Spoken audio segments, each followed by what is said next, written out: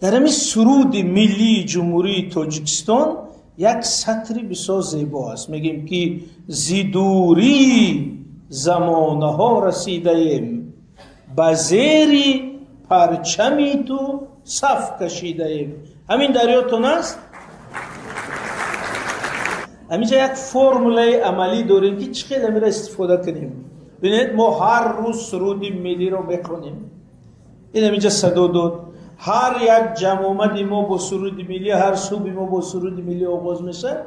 و اگر ما همون بندی که بزیری پرچمی تو صف کشیده ایم رو به یک فرموله عملی تبدیل کنیم، این در وطنداری و جهانبینی ما بسیار تاثیر نیک میکند. چونکه خیلی است بزیری پرچمی تو صف کشیده ایم یعنی که ای تاجیکستان، چونکه اولش چه سر میشه؟ دیار ارجمند ما، یعنی ای وطن ما، ای تاجیکستان ما یعنی شهروندای شما، ما فرزندای تو امروز بزیری پرچمی تو صف کشیده ایم. همین دو چیز دو معنا دارد. یکم معنای سیاسی که ما با همین سخن موقع سیاسی خود رو بیان میکنیم که من این راهنما یا این سربازو این کسی است، میگیم بزیری پرچمی تو صف کشیدم، یعنی که موقع من امین است، دیدگاه من امین است.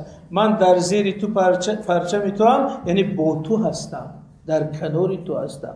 ولی از نظر حربی اینجا در تالار حربی هستن، این ویترانوی عزیز هستن، میدونن که از نظر حربی در زیر یک پرچم قرار گرفتن این منوی سوگند که من در زیر این پرچمم به این وفادارم، به این پرچم خیانت نمیکنم، زیر هیچ پرچم دیگر نمیستم.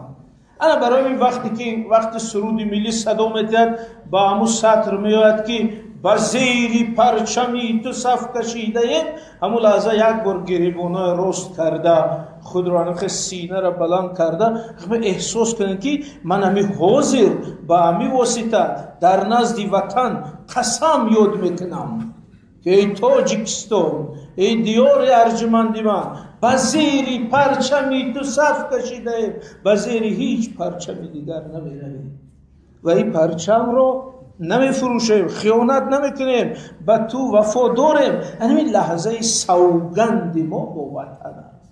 بنابراین هر بار سرود ملی صدا میدهد به همین جا که رسید از دل ما یک بار گذرد که من وعده داده استادم که به زیر پرچم تو صف کشیده، همون حسی وطنداری ما به ایجاد نمیشد، احیا میشد. همین گونه اگر همین رو در مکتب، در سربازخانه، در کجای باشه استفاده کنیم، همچون یک فرموله‌ای که همین وطنداری ما حفظ میکند. هر باری که یگان کلوی شوه، اینا معلومه گفتن که در اینترنت یگان چه میبینیم زیدی دولت ملت کمتر فکرمون ویران شد، با همین سرود ملی که صدا داد با گشته در جا ما راست میشه که نه من با زیری پرچمی تو صف کشیدم.